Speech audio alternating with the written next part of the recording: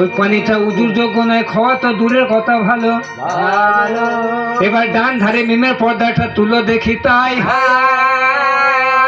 ওরে যেমন এই ডান ধারে মিমের পর্দা তুলে দিয়েছে, দেখছে দিনের নবী কাউসারে পানির জাম ধরে দাঁড়িয়ে আছে দুনি। এই ফেরেশতা, এবার বলো ফোরাতের পানি খাবো নাকি নবীর হাতের পানিটা খাবো? বলছে না হুজুর, নবীর হাতের পানিটা খাওয়ান। তাই কি বলছে?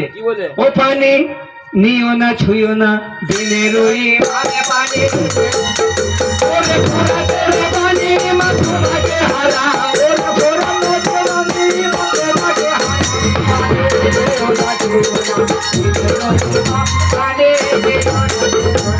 পানি যদি হালাল হতো খাওয়ার পানি বইয়ে দিত। পানি যদি হালাল হতো, পানি যদি হালাল হতো খাওয়ার খিচির বইয়ে দিত।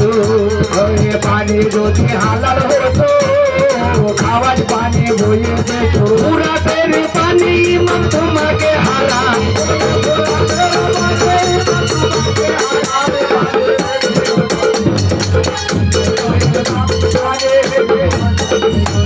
পানি যদি খাবে তুমি শোনো ইমাম বলো মনে। পানি যদি খাবে পানি যদি খাবে তুমি শোনো ইমাম বলো মনে।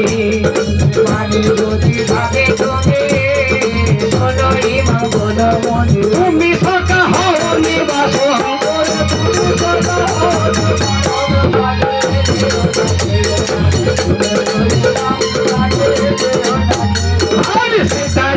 হোসেন আমার পানি খেলো না তো ভাই।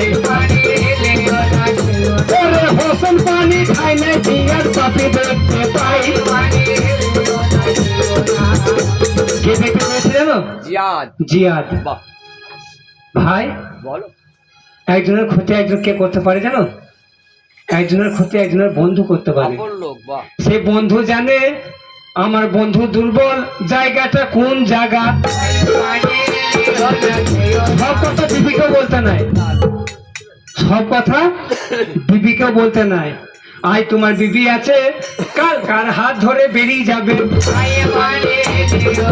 তখন বলবে হ্যাঁ ও রাতে আমাকে শুয়ে শুয়ে বলেছিল যে ওই যে মার্ডারটা হয়েছিল কাটারি করে চুটি চুটি ও কেটেছিল। সব কথা বিবেকেও বলতে মানা। সভাতে জানাই ওগো আমার হোসেন সাহা পানি খায় নাই, হোসেনের বাল্য বন্ধু আব্দুল্লাহ জিয়াদ দেখতে পায়। হোসেন আমার খায় নাই পানি, জিয়াদ পাপি দেখতে পায়। আমি আল্লাহর কসম করে বলছি হোসেন ফোরাতে নেমেছিল কিন্তু পানি খায় নাই। একটা মানুষ যদি 10 দিন 15 দিন না পানি খেতে পায় সে কতক্ষণ লড়তে পারবে? পারবে না। বলছে তবু আমরা হোসেনের সাথে তলোয়ার বাজিতে আমরা সামনে দিতে পারবো না। ও সামনে দিতে পারবে না? তাহলে একটা কাজ করো। কেমন কাজ? শোনো মনকে করে স্থির, দূর হতে হোসেনকে খেচে মারো। তীর মারতে হবে না, তীর মারলে দূর থেকে মারা হবে। কি বলবো শ্রোতা ভাই, সূর্যকে যেমন কালো মেঘে ঘিরে একটা হোসেন আর একটা হোসেনকে মারার জন্য 50,000 সিপাহী চতুর্দিকে ঘিরে নিয়েছে। হোসেন আমার কি করবে? একদিকে আটকাতে যাচ্ছে অন্যদিকে লেগে,